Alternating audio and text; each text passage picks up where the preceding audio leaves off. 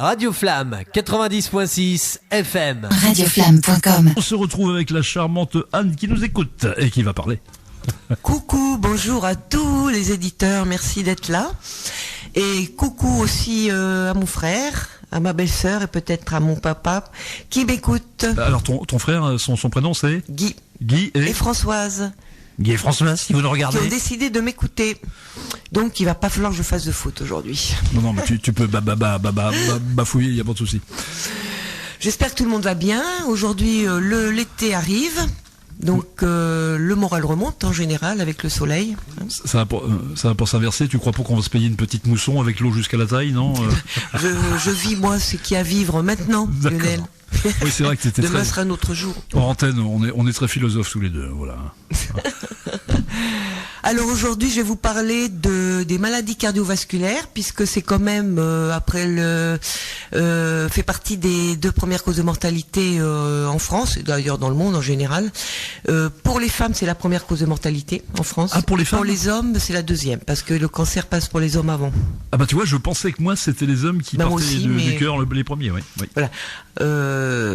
Donc c'est quand même pas rien, surtout qu'avec quelques précautions à prendre, on peut éviter de... Puisqu'il prouve que les femmes ont plus de cœur que les hommes. Non. Alors, donc, je vais vous parler notamment de l'infarctus et puis des AVC, des accidents vasculaires cérébraux, qui font partie donc des maladies le truc qui fait peur. Cérébrales vasculaires. Voilà, parce qu'il y en a beaucoup. Et les femmes sont plus touchées par les AVC d'ailleurs. Il y a beaucoup d'AVC alors ? Oui, ouais. Plus de femmes qui font des AVC que des infarctus. Bon, mais on va aller là dans les détails un petit peu. Donc, qu'est-ce que c'est qu'un infarctus ? Alors, j'aurais tendance à dire que c'est le muscle cardiaque qui se rompt.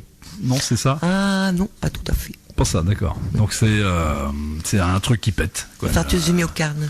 Non, c'est pas forcément un truc qui pète. Ce serait plutôt une anévrisme, quelque chose qui pèterait, une artère, un truc comme ça. D'accord. Donc c'est donc là, on va pas en parler aujourd'hui de l'anévrisme, c'est autre chose, mais infarctus, c'est du myocarde, notamment, parce qu'on peut faire un infarctus aussi au niveau cérébral. C'est quand même une lésion au niveau du cœur, ou non ? Ou au niveau du cerveau, dans les AVC. C'est en fait un thrombus, un caillot.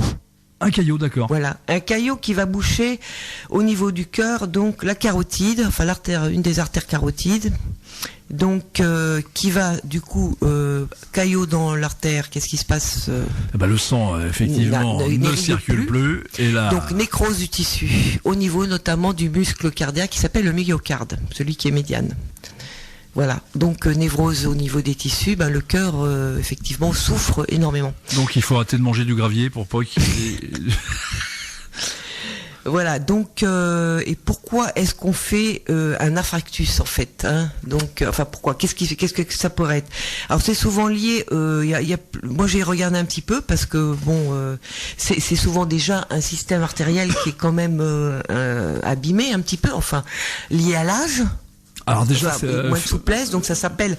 Je vais vous donner quelques définitions pour mieux comprendre. C'est important de connaître vraiment comment ça se. Vas-y. Donc déjà, on parle d'artériosclérose. Joli nom. La sclérose, c'est quoi la sclérose déjà ? La sclérose, c'est une dégénérescence des fibres d'un tissu ou d'un organe. Voilà, donc c'est la nécrose d'un morceau de tissu ou d'un morceau d'organe. Qui devient d'ailleurs sclérose. Qui devient tout rose, c'est la sclérose bonbon d'ailleurs, on dit, non, c'est pas ça. Je pense pas que la couleur soit tout à fait... Non, c'est plutôt à mon avis rouge foncé ou un truc comme ça. Oui. Alors, on va parler d'artériosclérose, qui veut dire qu'il y a un vieillissement des artères, donc.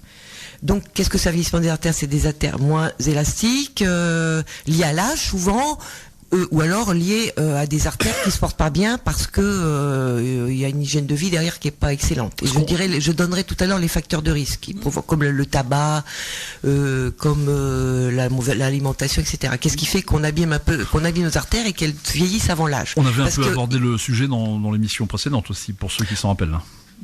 Pardon ? On avait abordé le sujet un peu dans... L'hypertension. C'était pas les accidents vasculaires, c'était l'hypertension. L'hypertension est un des premiers risques pour faire des accidents, mais ça on reviendra après.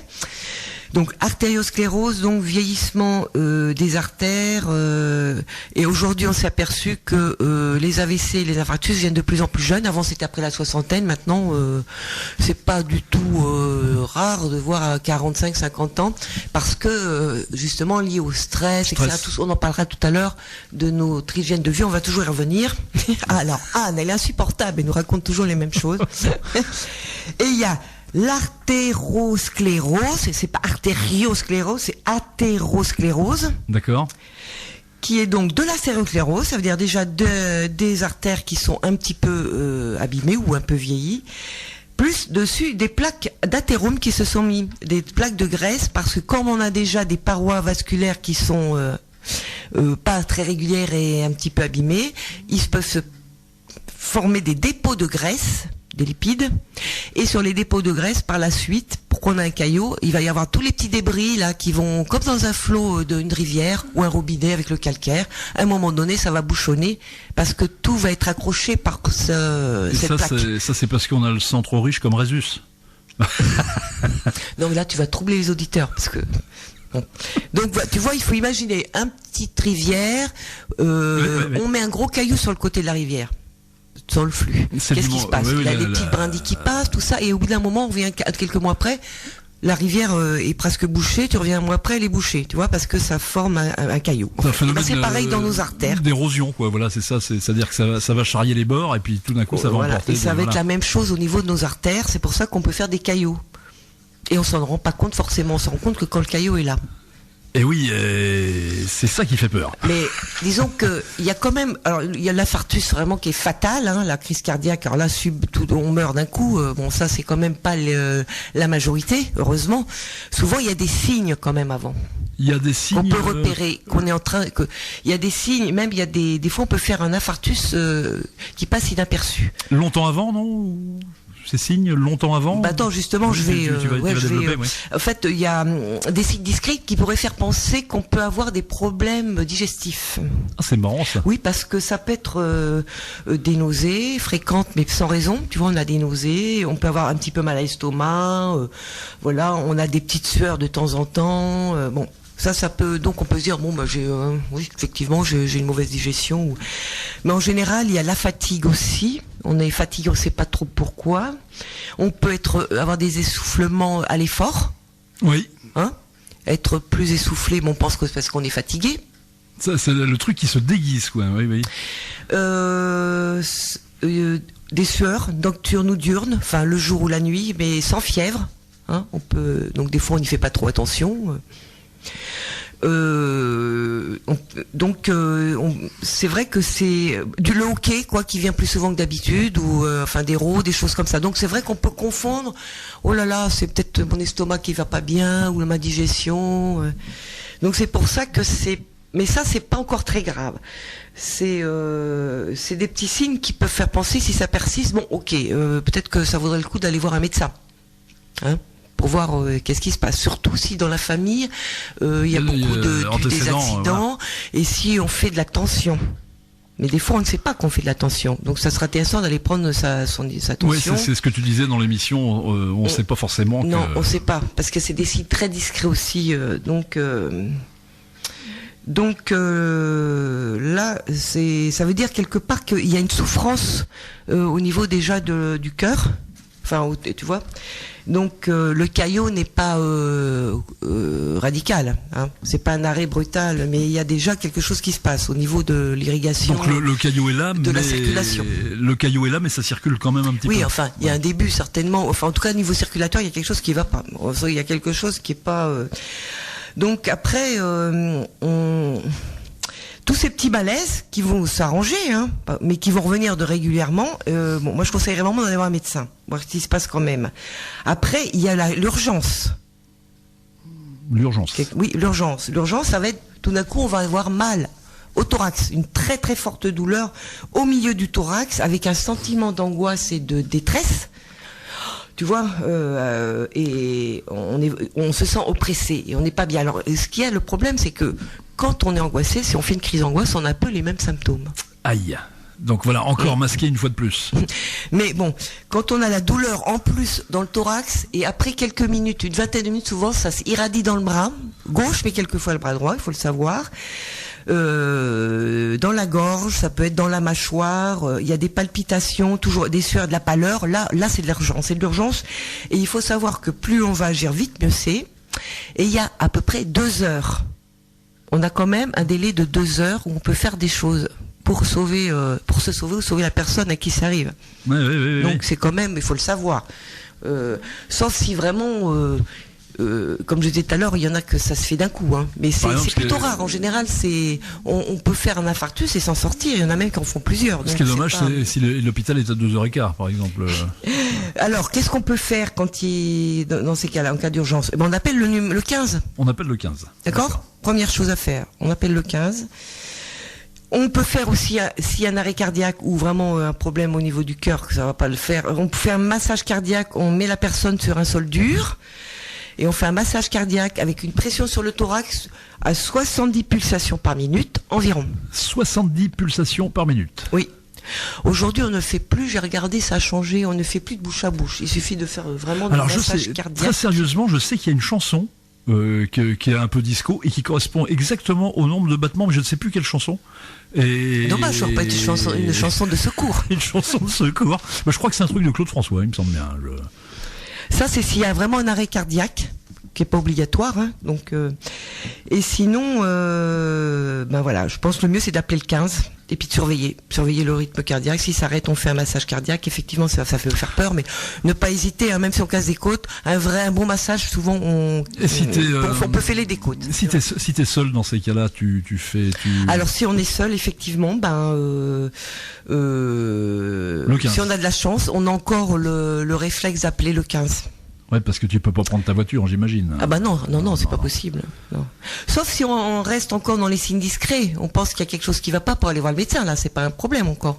Mais là, je parle dans les urgences. Quand on est en train d'avoir une super douleur, des palpitations, etc. Voilà. Donc, et c'est bien de pouvoir dans les 2 heures pouvoir prendre en charge le problème. Donc, et il faut savoir, en 2005, j'ai pas eu de statistiques plus récentes, il y avait 27,1% de décès dans toutes les maladies cardiovasculaires, c'était des infarctus. Et il y a plus d'hommes qui décèdent d'un infarctus. Donc, ça représente presque 30% des maladies cardiovasculaires. Donc, on va récapituler. Un infarctus, c'est en fait une destruction, une nécrose plus ou moins étendue du muscle cardiaque. Donc le cœur ne peut plus fonctionner normalement, et même plus du tout. Là, c'est la crise définitive, hein, mais il reste toujours une partie du cœur qui va encore... tu vois. Donc ça vaut le coup vraiment, en cas de vraiment connaître les gestes pour pouvoir se sauver ou sauver la personne à qui ça arrive, parce qu'on récupère très bien d'un infarctus. Hein. On récupère, oui, il n'y a pas de... On peut récupérer d'un infarctus. Donc, si ça vraiment ça vous intéresse, j'ai repéré une application qui est très intéressante, qui s'appelle Everyday Hero. Comment tu écris ça? Alors, Everyday, ça veut dire chaque jour. Chaque jour. Heroes avec E-H-E-R-O-E-S. Chaque jour, héros, ça voudrait dire en français. Oui, tout à fait, oui. Donc, secourisme. C'est sur les applications, tu sais. Le smartphone, etc. Voilà. Adopter les gestes qui sauvent. Et là, c'est bien fait. J'ai vu qu'il a été très bien noté. J'ai regardé un petit peu. Effectivement, c'est bien fait pour connaître, dans la vie courante, un petit peu tous ces gestes qu'on devrait apprendre à l'école, d'ailleurs, qui peut permettre de sauver quelqu'un. Et soi-même. Et le slogan, ça pourrait être le cœur sur la main sur le cœur. Hop, allez, vas-y, masse. Oui. Non. Donc, et j'avais parlé donc de ce caillot qui peut être généré par l'artérosclérose, mais il y a aussi le stress qui provoque des spasmes plus ou moins prolongés aussi sur le cœur. Ah bah ça fait pas de bien à mon avis. C'est pareil, un spasme qui reste trop longtemps, qu'est-ce qui se passe? Non-oxygénation. Pas d'oxygène, donc ça peut aussi aboutir sur un problème de... Et puis surtout le travail d'usure, le travail d'usure du stress aussi, j'imagine, le travail d'usure de SAP, si tu veux, non? Excuse-moi, le travail d'usure du stress, si tu veux, de SAP. Le stress. Oui, déjà on abîme nos artères et ensuite, alors ça peut être, mais je vais plutôt le développer tout à l'heure, ça peut être le stress aigu, le stress chronique où ça va jouer sur des spasmes au niveau des artères. Alors voilà pour la première partie pour les infarctus. J'espère que ça a été clair. Oui, parfaitement. Donc en résumant, on a bien compris que c'était une nécrose du myocarde, hein, c'est ça? Oui, une part plus ou moins grande partie. Due à un caillot qui empêche le sang d'irriguer. D'aller irriguer cette partie-là. Et après, tu te retrouves avec le cœur tout sec. Enfin bon, on en rit, mais c'est le truc qui fait peur quand même. Ouais, alors donc on revient deuxième partie, tu vas donner un peu les AVC. Les AVC, encore pire. Ça, bah dis donc, tu vas nous faire peur aujourd'hui. Hein. Et de retour avec la charmante Anne pour parler de cet épineux problème, de ces épineux problèmes que sont l'AVC et les infarctus. Oui, notre système circulatoire. Circulatoire, voilà. Alors les AVC accidents vasculaires cérébraux ou cérébral au singulier. Donc c'est un accident qui se passe au niveau du cerveau là. Oui, alors là c'est un peu la même chose, mais donc plus de femmes sont touchées que d'hommes. Donc il y a deux sortes d'AVC. Donc l'infarctus ou la thrombose sur une artère, en général c'est plutôt la carotide qui va envoyer le caillot jusque dans le cerveau et qui va boucher donc des petites artères du cerveau. C'est un infarctus en fait. C'est un infarctus. Oui, le caillot va boucher une partie il y aura un manque d'irrigation sur une partie du cerveau et les dégâts seront proportionnels à la localisation et la durée. Alors ça, c'est important de le savoir. C'est le genre de truc, ça touche tout le monde, ça. Hein. Tout le monde non, puisque tout le monde ne fait pas un AVC, mais ça peut arriver à tout le monde. Ça peut arriver à tout le monde, oui.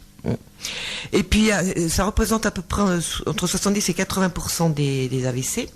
Et il y a les AVC hémorragiques là, donc c'est un éclatement.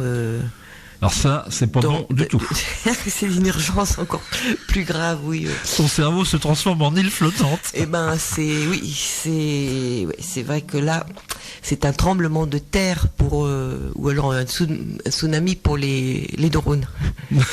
Donc ça, c'est une urgence plus, ça c'est clair. Donc oui, parce que l'hémorragie va forcément tout noyer, ça va asphyxier tout, donc c'est vrai que c'est pas de bon pronostic. En général, oui, tu t'en tires beaucoup moins bien quand ça arrive, je pense. Ouais. Après, c'est toujours une histoire de temps. Donc, alors il faut savoir que c'est plus ou moins grave un AVC, hein, quand même. Il faut le savoir. Oui, parce que même avec hémorragique, si tu as une toute petite hémorragie, c'est pas la même chose qu'un gros flot de sang ou un tout petit caillot. Des fois, il va passer inaperçu. Hein. Oui, il va se résorber de lui-même, peut-être, non ? Ça peut être transitoire. On va à un moment donné avoir des petits trous, puis hop, ça s'est terminé. Et puis on se dit, qu'est-ce qui s'est passé ? Par exemple, t'as des gens qui sont bêtes comme leurs pieds. Le mec, il dit, j'ai un caillot dans ma chaussure. Voilà, c'est ça, il fait un AVC des pieds. Hein. En tout cas, il peut se rendre même pas compte forcément qu'il a un caillou. Il a mal et puis il s'aperçoit qu'il a un caillou après avoir enlevé sa chaussure. Voilà, c'est un peu pareil pour les AVC les accidents transitoires. On se dit, ah oui, c'est bizarre. Pendant un moment, je trouvais plus mes mots, et puis j'avais des vertiges, etc. Ça peut être un petit AVC. Donc ça serait intéressant de pouvoir, si on l'a repéré, d'aller faire quand même un bilan neurologique et cardiovasculaire, parce qu'avec un scanner, tout ça, on a vu si on peut voir. D'ailleurs, en revenant aux infarctus, on peut voir si on a fait un infarctus qui est passé inaperçu. Avec un scanner, c'est vrai que et aussi un AVC. Au niveau des appareils de mesure, maintenant ils ont vraiment ce qu'il faut. Ah oui, là de ce côté-là, il n'y a pas de souci.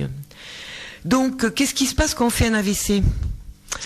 On a des troubles quand même très caractéristiques qui peuvent faire penser qu'on peut toujours essayer d'aller au plus vite pour aller se faire soigner, parce que plus un AVC est pris en charge vite, plus on récupère.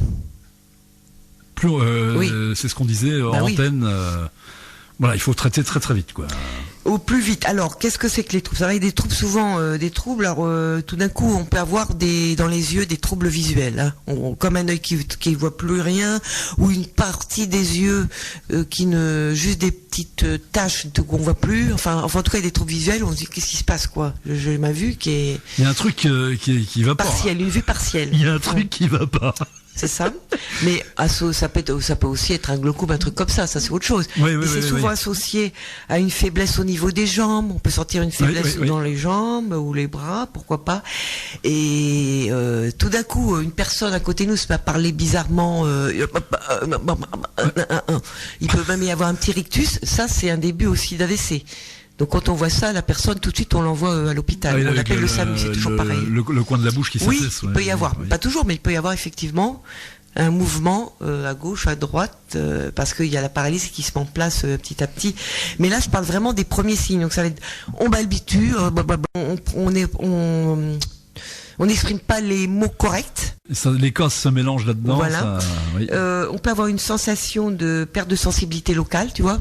Oui, une sorte de fourmillement peut-être. Ouais, des choses comme ça, perte d'équilibre, des sensations de tomber, vertige, donc des coordinations du mouvement. On dit tiens, qu'est-ce qui se passe ? Tu n'arrives pas à attraper le verre, quoi, et je vais là, et de la somnolence. Et donc après, ça peut aller jusqu'à la chute. Il peut y avoir des maux de tête violents aussi, avec des nausées qui sont inhabituelles. Alors, parce que les migraineux, c'est habituel, ils sont habitués. Mais là, c'est une migraine tout d'un coup, etc. Méfie-toi, parce que là, tu es en train de donner du grain à moudre aux hypochondriaques. Tu es en train de donner du grain à moudre aux hypochondriaques. Attends, bouge pas, je coupe le téléphone. Voilà, la personne qui téléphone est invitée à téléphoner ultérieurement. Merci. C'est peut-être une question. Je l'ai envoyé dans ces 22, donc je vous invite à nous rappeler si c'est une question au contraire. En rapport avec l'émission, voilà. Après, mais moi je te parle, il faut vraiment sentir quelque chose qui va pas. Enfin, je veux dire, il y a souvent les gens le pressentent d'ailleurs quand quelque chose va pas. Ça peut durer un certain temps. Là, c'est pas encore trop grave, mais si on commence à tomber et vraiment et il y a aussi les spectateurs. C'est pour que j'en parle. J'en parle parce que là, je fais de la prévention. Si vous avez une personne devant vous qui, parce qu'on s'en rend pas compte toujours, qui commence à bafouiller et qui confond beaucoup les mots avec d'autres et puis qui fait des sacrés vertiges et puis mais ça, je pense qu'il faut pas hésiter à l'emmener à l'hôpital ou appeler le SAMU si elle tombe. Et après ça peut aussi, on peut voir directement qu'il y a de toute façon une paralysie qui se met en place. Et comme tu dis, là il n'y a pas de, là par contre on le voit clairement que c'est une hémiplégie en fait, un AVC. Donc dans ces cas-là, c'est le compte à rebours. On a peu de temps. Alors on a 4 heures à peu près. 4 heures. 4 heures pour bon espoir pour récupération, mais comme ça dépend de l'étendue de la lésion et du lieu, de la durée. Alors l'étendue de la liaison, ça va être lié à la durée. Forcément. Oui, forcément. Plus on attend, plus la nécrose, enfin les tissus abîmés vont se propager. Et la localisation, donc les signes vont être différents selon la localisation. Ça va être à gauche, à droite, ça va toucher la parole ou autre chose. Enfin après, ça dépend de la lésion du cerveau. Mais plus on va vite, plus on limite les risques des conséquences. Alors je sais pas si c'est dans la continuité de ton fil, mais alors concrètement, qu'est-ce que vont faire les médecins dans ces cas-là? Il n'y a pas grand-chose à faire, si ce n'est que tout de suite aller le plus vite possible. Non, mais qu'est-ce qu'ils font concrètement quand t'es à l'hôpital? Après ils apportent les soins. Quand c'est un caillot, ils vont mettre des produits anticoagulants. Ah oui, d'emblée. Pour dissoudre le caillot et voilà. Donc dans ces cas-là, et pourquoi ne pas avoir des produits anticoagulants chez soi directement? Mais ça y est, mais quand on a fait un AVC, après on a du Préviscan, c'est-à-dire entre autres. Peut-être il y a d'autres produits, mais c'est le plus connu. Moi je vais en acheter. Ce sont des anticoagulants. Je vais en acheter dès demain. Non. De toute façon, c'est sous ordonnance. Et puis en plus, c'est très lourd comme traitement. Vraiment très lourd. Parce qu'il faut surveiller le TP, enfin le taux de prothrombine, justement, régulièrement. Parce qu'on peut faire les hémorragies avec du Préviscan si on en prend trop. Si on n'en prend pas assez, c'est pas efficace. En plus, ça demande un régime. Un certain régime, parce qu'il ne faut pas prendre de trop de légumes qui sont naturellement anticoagulants. N'est-ce pas? Comme le chou, etc. Donc... c'est pas non plus à prendre en prévention le Préviscan. Hein. Il y a autre chose à faire et j'en parlerai la semaine prochaine. Mais le Préviscan, c'est vraiment quand il y a un risque de récidive ou un risque fort, quoi. Parce que c'est vraiment un traitement lourd. Et ils arrivent toujours à 100% des cas à dissoudre le caillot, quoi. Oui, c'est pas là le problème. Le problème, c'est comment le cerveau est abîmé. Eh oui, alors ça c'est. C'est ça. Et donc. Le dégât des eaux, tu vas voir ton assureur. Donc voilà, mais bon, la plupart moi en tant qu'infirmière, j'en ai rencontré pas mal d'AVC, mais il y en a qui récupèrent quand même. Et pareil, on va pas s'affoler. Au niveau des assurances, c'est avant ou après le compteur, si tu veux, pour que ça soit pris en charge? On ne sait pas. C'est pris en charge à 100% de toute façon, Oui, un AVC. Ça fait partie donc de. Avant ou après le compteur, on va dire. Après, c'est comme un infarctus. Je pense que si on fait les choses le plus vite possible, c'est une histoire de rapidité. On limite la gravité. Le corps a des capacités aussi après de se réparer, il faut le savoir. Et une bonne hygiène de vie derrière, on peut se préserver très longtemps, on peut vraiment se remettre bien de ces pathologies-là. Après, c'est quand de ces accidents plus que des pathologies. Après, ça peut être très grave par contre, parce qu'il peut y avoir des AVC très graves où vraiment la personne va perdre sa mobilité. C'est en général un côté. On parlait du cas en antenne de Jean-Paul Belmondo, c'est ce qui lui est arrivé. Ça, je n'ai pas suivi le cas de Jean-Paul Belmondo, mais il y en a qui peuvent perdre la parole, qui peuvent ne plus s'exprimer, il y en a qui perdent l'autonomie complètement, donc faut le savoir. Donc après, pas facile. T'es obligé de tout réapprendre parce que la plasticité du cerveau. Oui, on peut, mais toutes les personnes ne sont pas aptes à réapprendre. Ça dépend de l'âge. Il faut savoir que plus on est âgé, plus c'est grave, puisqu'on a moins de capacité quand même à récupérer, même si le corps répare à tout âge, mais moins manière moins facile peut-être qu'à 40 ans. Par exemple, tu te vois, t'as un AVC, ça touche la case où t'as appris ton code. T'es obligé de réapprendre tout ton code et repasser ton permis. Zut alors. Oh non. Mais excellent exercice pour retrouver, parce qu'il faut exercer ces neurones dans ces cas-là. En fait, il a été prouvé que les neurones, elles se reproduisent de toute façon. Il y a pas de souci. Oui. Donc, avec une bonne rééducation, on va dire, neuronale, je pense qu'on peut récupérer même au niveau de la mémoire. Mais quand le cerveau est trop abîmé, comme je disais, c'est lié aussi à l'étendue. Donc là, les progrès sont limités. Mais ce n'est pas la majorité. Beaucoup d'AVC récupèrent, même si des fois on garde des petites séquelles. Mais il y en a qui reprennent complètement la marche. Ça dépend. Ça, on peut pas savoir à l'avance ce que va devenir un AVC. Mais plus on va vite, en tout cas ça c'est sûr. Plus on va vite, plus on a les chances de sortir d'un AVC, même guéri, enfin sans séquelles. Est-ce qu'on reste conscient pendant un AVC, non? On reste conscient ou pas? Ça dépend des AVC. Ça dépend des AVC. On peut perdre conscience. On peut perdre conscience, d'accord. Alors j'imagine la panique que tu dois ressentir quand tu restes conscient et puis que tu vois que ça va pas du tout, quoi. Oui, mais en général il y a une perte de conscience souvent, j'ai remarqué. Après tu me poses une bonne question parce que effectivement. Oui, je pense qu'il n'y a pas de raison qu'on puisse forcément perdre conscience, c'est vrai.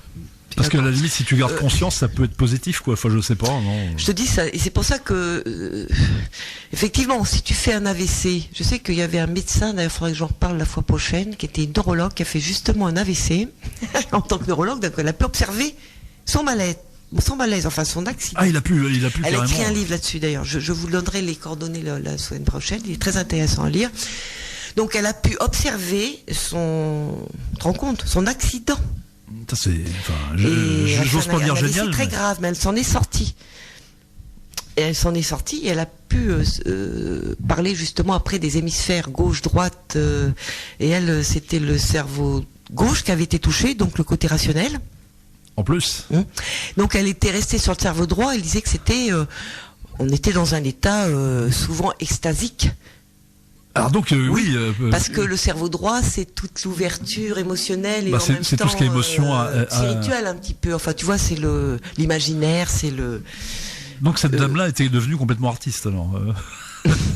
Non, elle fait des conférences maintenant. Et j'ai oublié son nom, mais j'y avais pas pensé. J'aurais dû le faire pour aujourd'hui, mais la fois prochaine je vous en parle. Ça vaut vraiment le coup de regarder ça. C'est assez extraordinaire le livre qu'elle a écrit et elle fait des conférences. En tant que neurologue savante, en plus, je veux dire scientifique, elle explique très très bien ce qu'elle a vécu et. C'est outre-Manche, c'est une américaine, non Oui, c'est une américaine. Donc voilà, conclusion, c'est une urgence l'AVC, comme l'infarctus, mais on n'a pas de panique, on a quand même quelques heures devant nous pour. Ce qui peut se passer, c'est que les AVC la nuit, quand on dort. Donc là, on n'a pas conscience. Là, c'est terrible, oui. C'est embêtant parce qu'on voit pas le temps passer, du coup. les gens qui sont autour peuvent pas s'en rendre compte et là, malheureusement. Et là, t'es dans ton rêve et t'es capitaine et tu vois une mer de sang qui monte et tu te dis mais qu'est-ce que c'est que ça? Mon bateau est en train de couler.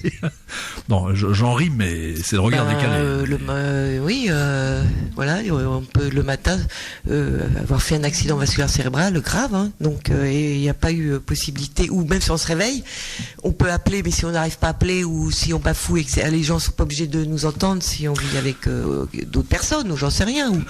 Et effectivement, mais le pire dans on l'AVC, peut avoir malheureusement cette malchance-là de faire un AVC qui aurait pu être beaucoup moins grave si ça avait été pris à temps. Non seulement ça, mais aussi, et ça souligne aussi le fait, l'AVC, de la solitude des personnes aussi. Oui, tout à fait. Moi, j'ai ma petite voisine qui était sûr. charmante, qui s'appelait Thérèse. Et elle a fait un AVC chez elle, et puis c'était trop tard. Si tu veux, elle est restée plus de 4 heures par terre. Et comme elle avait personne, si tu veux, et puis que les gens ils vivent leur vie, si tu veux, t'es pas sans arrêt à aller voir. Bien sûr, mais puis de toute façon c'est une histoire d'heure, donc. C'est une histoire d'heure, oui. Donc elle était encore vivante, et puis mort cérébrale, quoi. Et ça c'est terrible. C'est vrai que je trouve que ça souligne aussi, ça implique qu'il faudrait qu'il y ait un plus fort maillage de solidarité entre les gens. Je trouve. Oui. Déjà bien comprendre que ce qui se passe quand on voit des troubles chez d'autres personnes, et puis pouvoir y répondre. Hein, et ça devrait être appris dès qu'on est enfant, tu vois. Je pense, même les massages cardiaques ou même quand on a la trachée obstruée, comment on peut faire pour désobstruer une trachée, etc. Tout ça, tout le monde devrait le savoir. C'est pour ça que j'insiste sur l'application.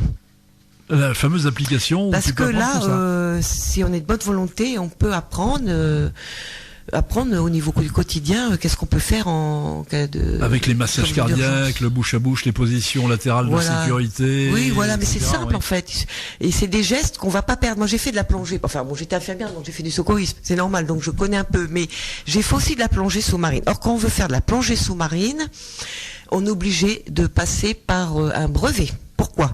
Parce qu'il faut apprendre aussi les gestes. Parce que c'est un sport très dangereux. Or, c'est là où c'est un des sports où il y a les moins de dangers. Pourquoi? Parce qu'on est préparé. Le fait de faire, même en piscine, les gestes d'urgence, qu'est-ce qu'on fait si on n'a plus d'oxygène pour l'autre? Comment on fait pour passer l'oxygène à l'autre? Qu'est-ce qu'on fait pour les pallier si ça etc. Tout ça, c'est vachement répété. Quand on a appris ça, et après, ça vient naturellement en cas de problématique. Enfin, on est mieux armé. On n'est pas dans la panique. On fait. Oui. Parce qu'on l'a appris. C'est pareil pour tous les gestes de secours. Pour les autres et pour soi. Voilà, on devrait se préparer à la vie. Donc on se prépare à ne pas paniquer, à ne pas trop stresser. Et c'est vrai que ça revient, ces gestes-là. Ils reviennent au moment où on en a besoin. Et on peut sauver des vies. Et puis il y a aussi, faut dire que le gouvernement fait quand même bien les choses parce qu'il y a de plus en plus de bornes, si tu veux, où tu as des appareils. Oui, alors il y a le défibrillateur, que les gens n'hésitent pas à s'en servir s'ils en ont besoin en cas de justement d'infarctus. C'est parfait parce qu'il y a 2 heures pour voir, on avait un délai des défibrillateurs. Alors oui, il y a une application aussi qui donne j'avais oublié, qui donne tous les défibrillateurs qu'il y a dans la région. Alors attends, bouge pas, il y a peut-être un appel, c'est peut-être pour nous, je regarde. Regarde. Oui, Radio Flamme, bonjour. Oui, bonjour. Oui. Oui, c'est moi, mais je suis en direct dans l'émission, là.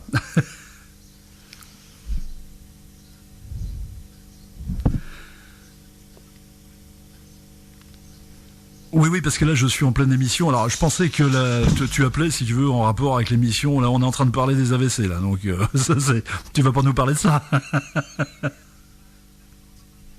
D'accord. Bon, je raccroche, parce que je suis en direct. Hein. Allez. Salut. Donc, voilà, vous avez pu le voir, c'est du direct. Donc, c'est un monsieur qui appelait pour toute autre chose. Donc, ça fait un peu comme dans ces émissions de TF1, tu sais, où Jean-Claude Bourret téléphonait en pleine émission. Donc, tu veux qu'on fasse une petite pause? Non, je parle du défibrillateur. Défibrillateur, on est la défibrillation, effectivement, quand on a un problème avec un cœur qui est arrêté, c'est parfait. Donc, il y a une application qui s'appelle Staling Alive. Alors, Staling, S-T-A-L-I-N-G. S-T-A-L-I-N-G et plus loin Alive A-L-I-V-E. C'est une application qui donne une carte de où sont situés tous les défibrillateurs. C'est sûr que c'est pas Staying Alive plutôt, avec l'accent anglais, non? Non, mais je parle de choses sérieuses. C'est important que les messages passent, parce que vraiment, il faut que tout le monde sache qu'un défibrillateur, ça peut sauver la vie. Non, mais la manière dont tu le dis, c'est live. Connaître des gestes de secours, ça peut sauver des vies. Donc c'est pour ça, j'aimerais bien vraiment que les gens repèrent qu'il y a des applications. Mais c'est de l'anglais ton truc aussi, non? Non, c'est pas en anglais. Ah, c'est pas en anglais, d'accord. C'est pas en anglais, sauf qu'évidemment l'anglais maintenant il prend le dessus sur beaucoup de mots français. Et oui. Et si avec moi, ça ne se ferait pas. Bon, mais non, c'est pas forcément en anglais, puisque c'est des cartes. Et puis l'application là pour les gestes qui sauvent, effectivement, c'est Everyday Heroes. Secourisme, mais c'est en français. C'est en français, d'accord. Voilà. Donc ça, je pense que tout le monde est plus ou moins responsable aussi de cette prise en charge par rapport à tout ça. Staline Alive, on va le dire à la prononciation française, donc c'est une application qui parle de l'application du défibrillateur, c'est ça, hein, si j'ai bien compris. Se trouvent les défibrillateurs? Où se trouvent, d'accord, c'est une carte. Non, parce que pour comprendre bien. Parce qu'il y en a partout. Mais on ne sait pas souvent. Alors c'est pas au dernier moment qu'on va le savoir. On va perdre du temps. Donc autant savoir où ils sont situés, et puis on en a besoin. Et c'est très simple à utiliser. Tout est marqué, parce que ça fait peur aux gens. Ils disent oh là, je vois pas m'en servir. Et maintenant, c'est très simple, c'est fait pour tout le monde. Et oui, mais alors, en général, c'est à proximité des pharmacies, mais bon. Oui, mais pas forcément. Pas forcément. Donc c'est pour ça que je conseille aussi pour les gens personnes qui pourraient penser qu'il y a une fragilité, qui pourraient les aider si, voilà, il y a ça, c'est tout. Et puis il n'y a pas que ces applications-là, ils peuvent faire des chats, il y en a d'autres. Je vous donne les références que j'ai eues à travers un monsieur qui s'appelle le docteur Dominique Rueff, qui a fait lui-même un infarctus et qui est aujourd'hui un spécialiste de toutes les maladies cardiovasculaires. Donc je suis d'ailleurs la formation.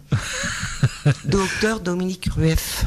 Voilà. Notez son nom. Voilà. Et puis, ce qui prouve au moins que les smartphones ont du bon quand même. Voilà. Les smartphones ont du bon quand même. Voilà. Nos jeunes ne sont pas. Voilà. Le progrès, ça peut avoir du bon quand c'est fait intelligemment. Tu vois. Oui. C'est pas pour se détruire. C'est pas mal, hein. Au contraire, on a des facilités.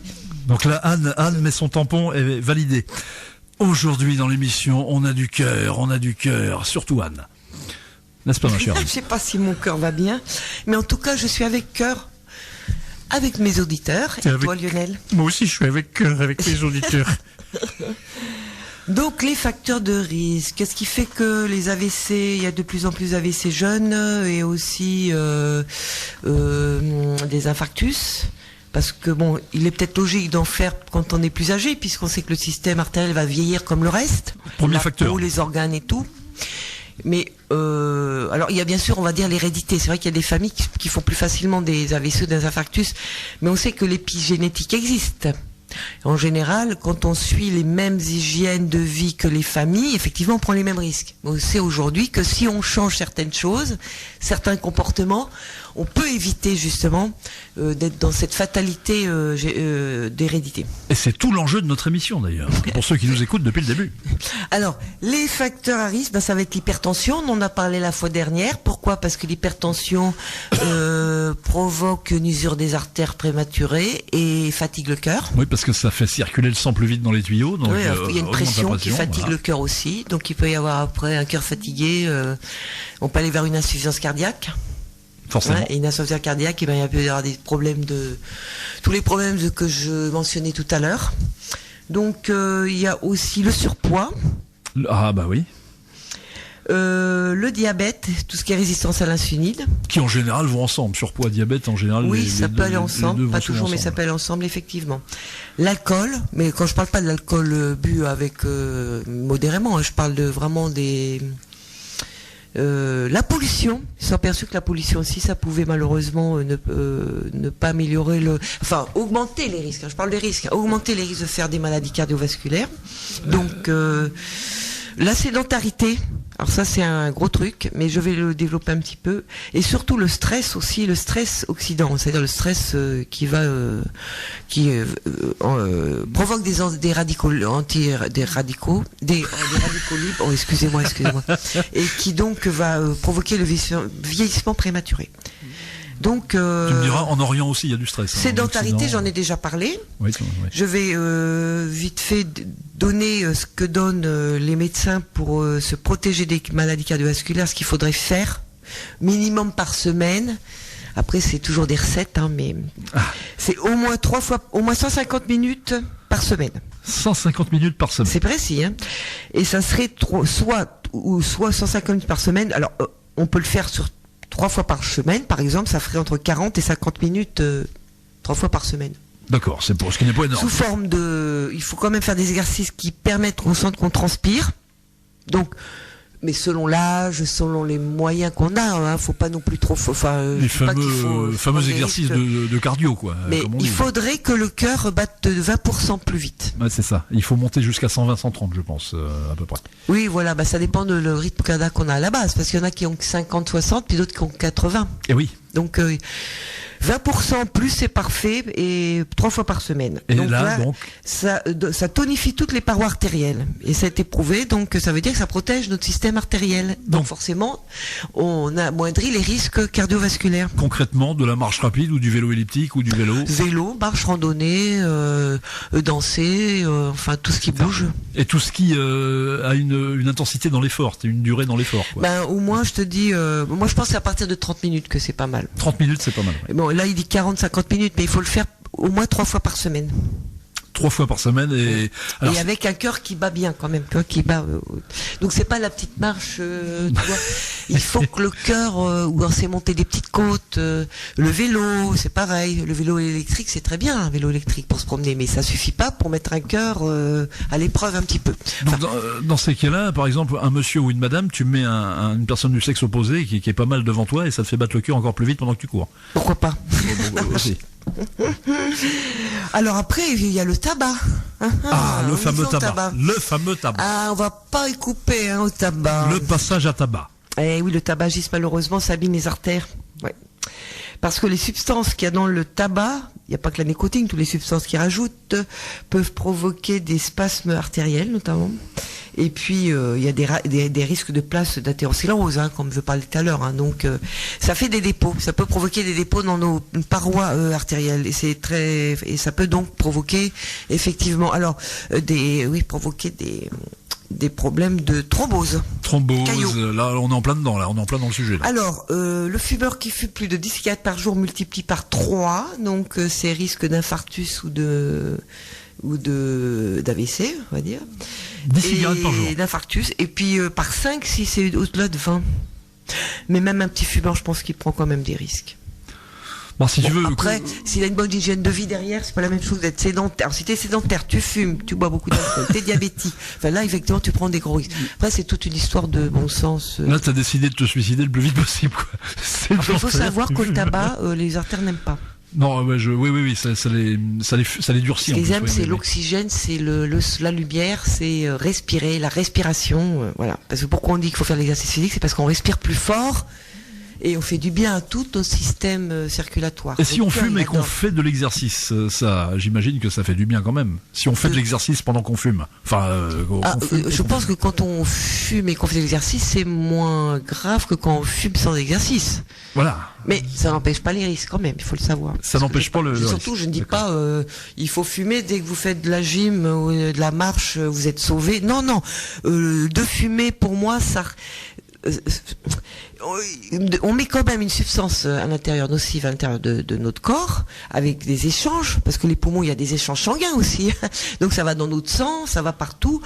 Et mais il n'y a pas que la cigarette, hein. Il y a plein d'autres substances, comme dans les produits industriels, par exemple, c'est pareil. Hein. Regarde, une locomotive qui... Mais je pense que quand quelqu'un fait des exercices physiques, forcément, il va, disons, nettoyer plus que quelqu'un qui est sédentaire.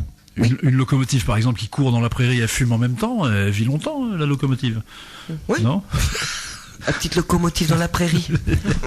je prends une image qui t'était chère. Je vois, tu es très poétique aujourd'hui. Donc voilà, il faut le savoir. Et ça n'arrange pas tout le monde. Est-ce que oui, je comprends à demi-mot ce que tu veux dire. Est-ce que les fameux vapotages, ça réduit le risque? On ne connaît pas encore les risques de fait de... Non, après je peux pas dire. Non, t'as aucune indication là-dessus? Non, c'est trop tôt, je pense. Et il y en a qui pensent qu'il y a des risques, mais je trouve que c'est un peu tôt pour évaluer ça. Hein. Et tu vas voir, une fois qu'ils vont faire un état des lieux, et ça se trouve c'est encore plus dangereux que la clope. J'ai parlé d'hypertension, je crois, ça y est. Hein. Oui, t'en avais parlé d'hypertension. Qui va en général vers... qui favorise donc les dépôts de graisse sur les parois artérielles et qui fatigue le cœur. Oui, j'avais bien dit ça. Donc ça peut évaluer aussi vers une insuffisance cardiaque. Donc j'en reparle parce que pour moi c'est important, puisqu'on ne sait pas forcément qu'on a l'hypertension. C'est quand on peut de pouvoir prendre sa tension par quelqu'un ou quand on va voir son médecin, etc. Moi, j'ai un appareil à tension. Si ça intéresse les gens, je peux apporter mon appareil tension à la prochaine émission, lundi prochain. Oui. Et je peux faire une petite permanence d'une demi-heure après la mission et prendre la tension gratuitement aux gens qui veulent passer à la radio. Pas de problème. Donc, je resterai jusqu'à 16h. Ceux qui veulent passer, je peux prendre leur tension. Et vous passerez une radio en même temps. Voilà. Donc on a ça, on a l'alimentation aussi, facteur de risque. Alors quand on mange effectivement trop de sel, le sel, trop de sucre, c'est toujours la même chose. Trop de mauvais gras sous forme de friture, dans les produits industrialisés, de graisse trans, hydrogénée, etc. Tout ça, c'est très très mauvais. Et pourtant, on aime tous ces légumes un peu carbonisés dans la poêle. C'est vrai qu'il y a le petit goût de gratin, si tu veux, c'est vachement bon, mais c'est pas bon du tout. Oui, mais si c'est fait avec une bonne graisse, ça va. Voilà. Après, c'est pas tous les jours. C'est sûr que c'est la cuisson à vapeur qui est la meilleure. Alors ça, c'est sûr. Ça, j'ai retenu. Mais de temps en temps, on a le droit de se faire plaisir. On a le droit de se faire plaisir. C'est une alimentation qui est pauvre en bonne graisse. Hein? Donc toutes ces graisses, d'ailleurs j'en reparlerai plus en détail. Oui, tu t'en reparleras un petit peu plus. Et une pauvre en antioxydants, comme les vitamines, minéraux et les bonnes graisses et tout ça. Donc c'est vraiment, l'alimentation a un rôle très important, et une très bonne alimentation peut réduire de 50 à 62% les risques de maladies cardiovasculaires. Et quand on en a fait une, peut justement aussi améliorer fortement les risques d'en refaire. Et améliorer le confort de vie. Et on le remet sur le tapis. Et le jeûne est très bon aussi pour le cœur. Le jeûne fait partie aussi, bien sûr, de remettre en équilibre aussi tous ça fait tous partie ces excès ça fait partie de la au panoplie. niveau des toxines, etc., qui abîment les artères, etc. Ce qui est intéressant dans le jeûne, je trouve, c'est quand on en fait, on a envie de manger différemment. C'est ça. Hein, c'est que ça change ce qui est important, je trouve, parce que on va pas le faire en 2 semaines, mais petit à petit, on va être de plus en plus dans des changements bénéfiques pour nous, et ça, petit à petit, et on s'aperçoit parce que ça nous fait du bien, et en même temps, on fait une bonne prévention. En plus, pour vivre plus longtemps en bonne santé. Oui, c'est vrai. Et j'ai parlé du stress un petit peu oxydant, parce qu'il y a 2 sortes de stress. Il y a le stress chronique et oxydant, mais il y a le stress aussi aigu, parce qu'il faut savoir qu'on peut faire un infarctus aussi avec un stress aigu, c'est-à-dire très aigu, mourir de une peur. grande émotion, qu'elle soit heureuse ou malheureuse. La grosse émotion qui te fait la crise cardiaque, quoi. Voilà, qui peut provoquer effectivement un infarctus ou une attaque cérébrale aussi. Donc voilà, donc c'est parce que c'est un spasme. Ça va provoquer un spasme qui va durer suffisamment longtemps pour provoquer une privation d'oxygène. Et ce qui est surprenant, c'est que même sur un événement heureux, on peut faire donc un... c'est assez rare, rassurons-nous. Et sur le stress chronique, le stress chronique va provoquer, c'est aussi l'hypertension. Donc on sait que l'hypertension, ça va vers aussi, d'accord ? Le stress chronique, c'est ça l'hypertension. On savait pas trop d'où ça venait avant. Mais on s'est aperçu que c'est un stress chronique. Et rappelez-vous, quand je disais, on manque de repos. C'est ça. Donner l'espace à notre corps de se réparer. C'est clairement le mode de vie actuel, qui est en cause. Et on fait trop. On est trop dans l'action. On est trop dans le système parasympathique. On ne sait plus se reposer. Dans le système. On est toujours dans l'ortho, en fait. On est toujours dans l'ortho sympathique et pas dans le para, quoi. C'est ça. On est trop, dans l'action, et on a besoin de plus de repos. Alors, repos, c'est pas forcément dormir, quoique il y a besoin de dormir, effectivement, parce que le corps répare quand on dort. Il détoxine aussi.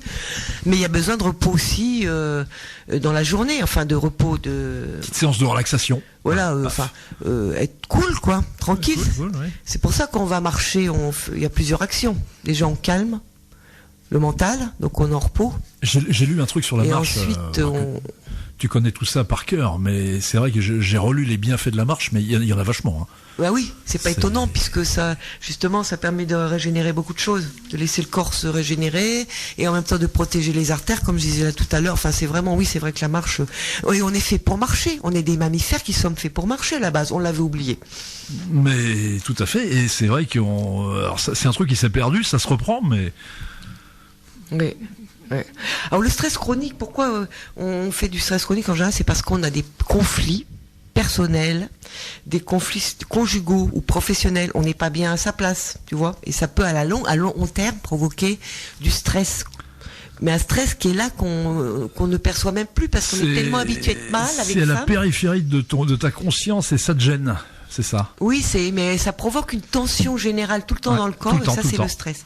C'est comme le manque de reconnaissance. On est toujours à la recherche de reconnaissance, ça peut provoquer un stress. C'est comme l'absence de l'attitude décisionnelle. Par exemple, on peut pas prendre de décision, on est bloqué. Et ça, il y a rien de pire pour stresser. Tu vois, c'est des stress intériorisés. Et c'est vrai que ça, c'est à long terme, c'est pas bon du tout. Ça use nos artères. Tu prêches un converti. Moi, des fois, j'ai du mal à prendre des décisions, donc je me sens concerné. Moi, des fois, c'est vrai que c'est terrible. C'est terrible, hein, oui. Et tu vois, c'est ça, en fait, le stress chronique. C'est pas être que dans une action physique. C'est aussi une action intérieure où les conflits, ça bouge à l'intérieur, mais on sait pas, on est écartelé, on sait pas si on va à gauche, à droite, alors on culpabilise, on angoisse. Et c'est là qu'il faut... C'est vraiment, ça provoque des tensions importantes pour le système nerveux. C'est là qu'il faut endocrinien. Écouter ton corps. Il faut écouter. Et c'est pour ça que la méditation et la relaxation, c'est important. C'est sortir de ces stress où le mental est toujours là à nous faire croire que tout va mal, quoi. Par exemple, quand on a une gêne comme ça, la méditation consiste, et là tu vas être d'accord avec moi, à ne pas essayer de la faire partir, mais à la constater simplement. Voilà, c'est un constat, la méditation. C'est un constat, voilà. C'est là. Tout à fait. C'est là, et comment ça bouge? Oui, c'est ça, sans jugement. Sans jugement, bah voilà. Et sans chercher à améliorer. Tiens, c'est marrant, ça a bougé vers la droite. Tiens, c'est... Hop. Oui. Et si on fait ça, on a des chances de faire passer un peu le truc, quoi.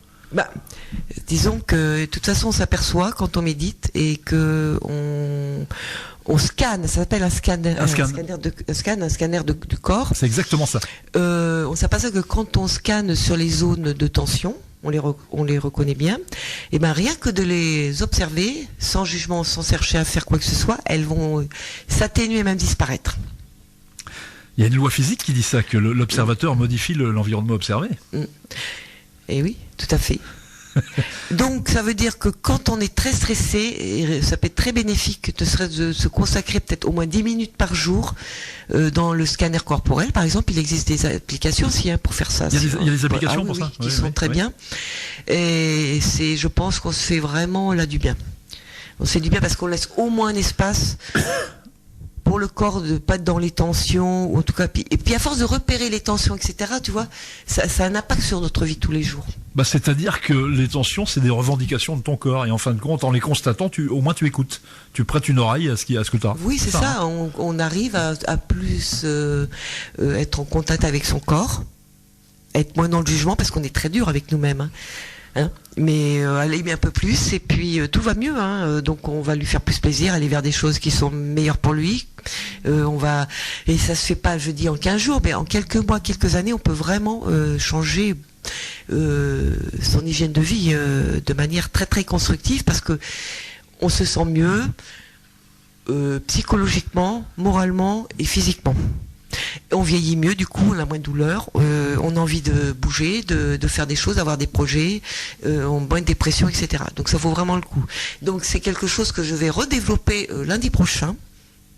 Tu vas nous reparler de tout ce qui est Tipeee, etc. Oui, oui, entre autres, mais bon, je vais essayer d'apporter aussi des petites choses nouvelles, quand même. T'as trouvé des nouveaux trucs. Ou leur dites de manière différente. Mais je pense que de toute façon, les changements, c'est pas facile. Parce que c'est un peu l'inconnu, parce que ça demande des efforts, ça demande des efforts, on peut le vivre comme une contrainte. C'est pour ça que je pourrais suggérer d'y aller doucement et sûrement. On change un tout petit truc, on essaye. C'est ça. Après, En fait, ça sera une autre chose. il faut changer touche par touche, en fait, c'est ça. C'est pour ça que les régimes marchent pas, parce qu'on fait tout d'un coup. On se restreint d'un coup, mais ça sert à rien, parce qu'on se frustre, ça fait du stress, et dès qu'on arrête, on reprend du poids. Donc ça sert à rien. Même pour les personnes, d'ailleurs, il faudra que je fasse une émission sur le surpoids, ça c'est sûr, mais on va revenir à peu près aux mêmes choses. On ne force rien, on change des petites choses doucement, gentiment. Bah, ce qui nous tue, c'est l'impatience. On veut tout de suite. On veut toujours tout de suite. Et ça se fait pas, comme tu dis, ça se fait non, pas. parce qu'on est des organismes vivants, on n'est pas des machines. On n'est pas des machines, mais on est quand même dans une société d'immédiateté, si tu veux, où les jeunes, ils sont habitués à avoir tout de suite. Voilà, je veux ça, c'est maintenant. Ouais. Alors que, comme tu dis, il y a quelque chose comme ça, ne serait-ce que ça, tu le sais, hein, il faut 21 jours déjà pour initier une image mentale. Pour une mémorisation, définitive, on va dire. Définitive, que le truc s'ancre, si tu veux. Voilà, l'habitude s'ancre. Enfin, 21 jours ou 21, peut-être pas, on peut pas forcément parler en jour, mais en tout cas 21 répétitions minimum. 21 répétitions, c'est vraiment, c'est mécanique, hein, comme. Mais après, c'est pas forcément tous les jours, parce que je me suis aperçu que un numéro de téléphone, pour le retenir, on le retient facilement si on fait même que tous les 2-3 jours, au bout d'un moment, on le retient. Oui. Alors que si on attend un certain laps de trop de temps, quand on a dépassé une certaine durée, on l'oublie. Ouais, alors qu'on peut, tu vois, alors qu'on l'a peut-être fait 2-3 fois avant. Il y a vraiment, c'est vrai qu'il y a vraiment, faut passer un cap pour mémoriser complètement.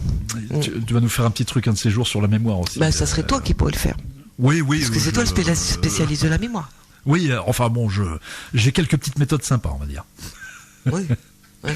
Après, manger des bons gras. Alors ça, pour la mémoire, nos neurones sont friands de gras, puisque s'ils sont faits de beaucoup de gras, et manger des bons gras, franchement, ça protège vraiment nos cellules du cerveau, nos neurones. Donc, c'est le fameux régime cétogène, c'est ça dont tu parles là? Non, je parle pas de ça, je parle juste de manger des bons gras. Parce que le gras, je pensais que c'était ça, moi, associé au truc cétogène. Mais le régime cétogène, c'est un régime, donc c'est dans des cas particuliers, c'est manger, là, ils arrêtent directement les céréales. Et on mange que du gras, du bon gras. C'est ça. Et qu'est-ce que tu entends encore une fois, qu'est-ce que tu entends par bon gras, qu'on comprenne bien? Dis-moi, toi, tu dois le savoir, puis à chaque fois j'en parle. Alors, le bon gras, par exemple, je ne sais pas, moi, c'est tout ce qui est les huiles, les bonnes huiles. Tout ce déjà, non? Oui, les huiles qui contiennent les oméga 3. Oméga 3, donc l'huile de colza, tu vois, j'ai bien retenu. Oméga 6, pourquoi pas, mais il faut un bon rapport entre oméga 3 et oméga 6. Tout ce qui est huiles à pression à froid. Tout ce qui est pasteurisé ou chauffé, c'est plus bon. Oléagineux, alors tout ce qui est oléagineux, c'est-à-dire les noix de pécan. Alors on va retrouver les huiles, etc. effectivement, dans les plantes ou dans les graines directes. Tu vois, comme l'huile d'amande douce, on va en manger de l'huile. Quand on va manger d'amande, on va manger directement. C'est pour ça que c'est bien de manger aussi les graines directement. Et le gras autour du jambon, ça c'est du mauvais gras, ça. Non, c'est aussi bon à manger. Bon, pourquoi pas? Si, comme il a été prouvé qu'en Dordogne, par exemple, on mange la graisse de canard. Oui. En gras. C'est une bonne graisse. C'est une bonne graisse, la graisse de canard. Pourtant, c'est une graisse saturée, mais c'est une bonne graisse. On s'est aperçu que donc, c'est pas forcément, les mauvaises graisses, c'est les graisses qui ont été transformées dans les produits industrialisés. Dans la charcuterie, par exemple. C'est un aliment transformé, la charcuterie. Oui. Donc, ils mettent des fois, ça peut ils mettent d'ailleurs des trucs bizarres dans leur charcuterie. Enfin, quand je dis bizarre, c'est tous ces collants. Alors, si vous voulez manger de la charcuterie, c'est très salé, c'est à manger en aliment plaisir, et c'est peut-être dans le charcuterie, on connaît bien le charcutier, qui fait avec des produits. Il faut savoir que c'est pas mauvais en soi de manger des gras de la viande, mais le cerveau aussi a besoin des gras qu'on trouve dans les poissons maigres, dans les poissons gras justement, comme le maquereau, les sardines, etc. Dans les graines.